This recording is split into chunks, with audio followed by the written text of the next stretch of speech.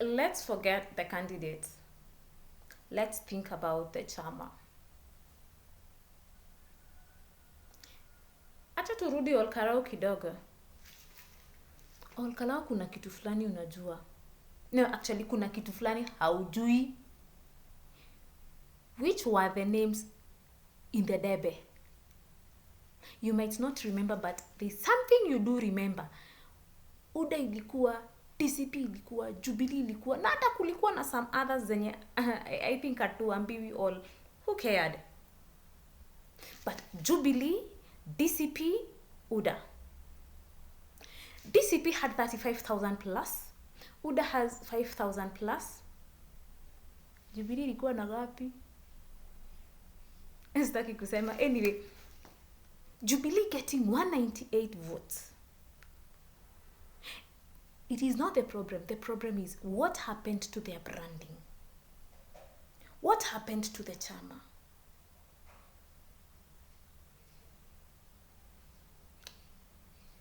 From where I'm seated, I tend to think that there's a very serious problem with the Jubilee and positioning and visibility.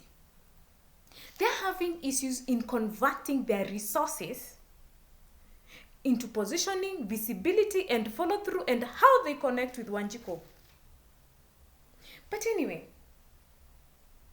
why is chama so much important in politics, and what does the chama get, and what does the chama want? Chama hutaka iwe na viti mingi, seats mingi, wabunge waige, like wanataka wawe na aspirants wengi.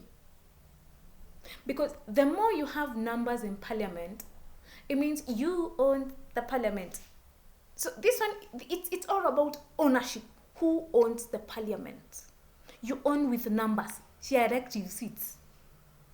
And when you get this, what do you get as a chama?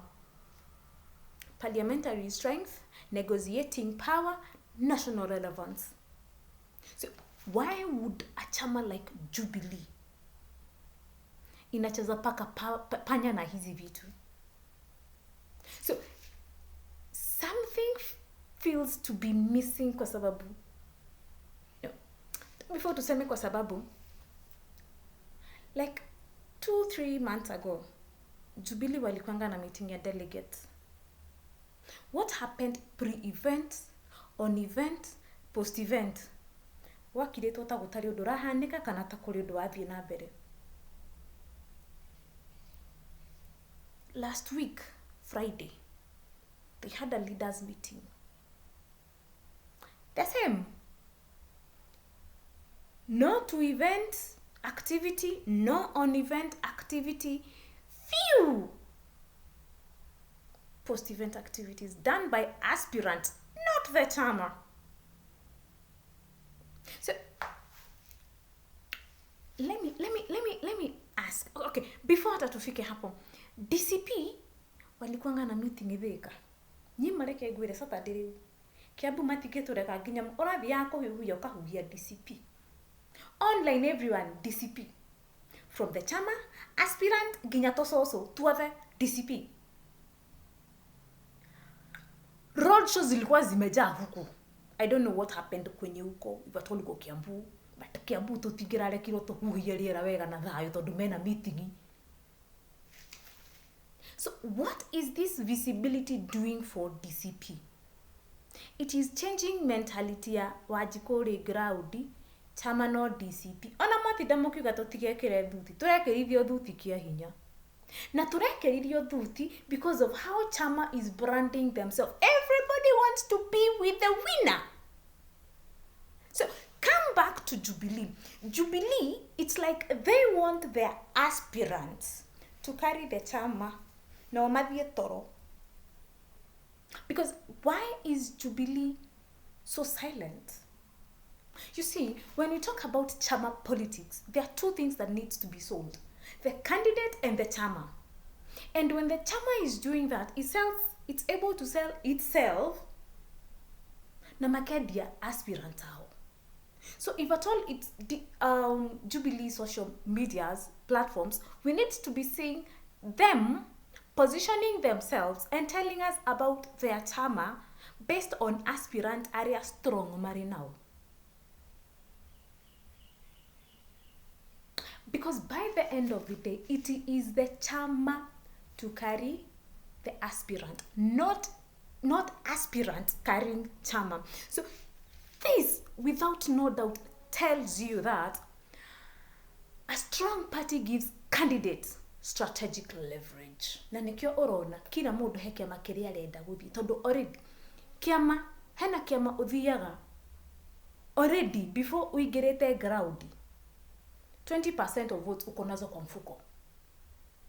Na ndio maana aspirants wengi hawapendangi kwenda independent, because you're starting from scratch. Unlike ukiwa kwa chama. Now, what do we need to see Jubilee do? Because at Juja hivi sasa, it's all about the leadership, the strategy behind leadership. So what do we expect to see right now happen? Jubilee, they see what they need is they need to make sure that they have a party media ecosystem. Yao, tia aspirant. Yao. And this means that they have to bring bloggers. Bloggers are not strategic positioning. Bloggers need distributors. What they need to do is make sure that they position themselves well, such that we are able to know what Jubilee stands for now. See what Jubilee represented 2013, or what Jubilee was time of Uhuru Kenyatta. No, we need, their positioning needs to tell us why Jubilee is the only chama kiagire gukorwo igikiria tondu nikira teithia aspirants ao umothe rucio na future iria turenda.